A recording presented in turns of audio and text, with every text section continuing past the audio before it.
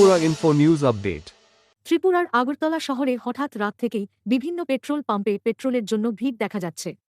তবে রাজধানীর একটি পেট্রোল পাম্পের প্রতিনিধির দাবি, রাজ্যে তেলের কোনো সংকট নেই। অন্যদিকে লাইনে দাঁড়িয়ে থাকা বাইক চালকদের বক্তব্য, যুদ্ধ পরিস্থিতির কারণে ভবিষ্যতে তেলের সংকট দেখা দিতে পারে, এই আশঙ্কায় তারা আগাম পেট্রোল সংগ্রহ করতে পাম্পে ভিড় করছেন। এই পিঠটা কিছু না, আবার তোমার একদিন হয়তো দেখবো, ওই যে টিভিতে দেখে হয়তো বা পেপারে দেখে এরা যুদ্ধ লাগছে এই লাগছে, ওই একটা মনের মানুষের সন্দেহ আর কি, তেল না পাওয়া যায়। কারণ অনেকে তো আগে তো একটা ইয়ে হয়েছে, তো ওই সংকটটা তারা বুঝতেছে। এখনো আমাদের মতে এখনো কোনো সংকটের কোনো কারণ নেই।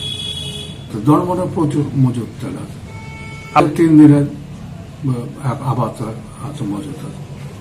ওই যে যুদ্ধ তেল না আসে ওখানে, তারা ওইটা চিন্তা করে না। আবার অনেক আছে দাম বাইরে থাকা, তেল পাইলেও দাম বাড়তে পারে, এই কারণে লাইনে দাঁড়াইছি, তেল লাগে সংকটে পড়ে যায় ওই যুদ্ধের কারণে।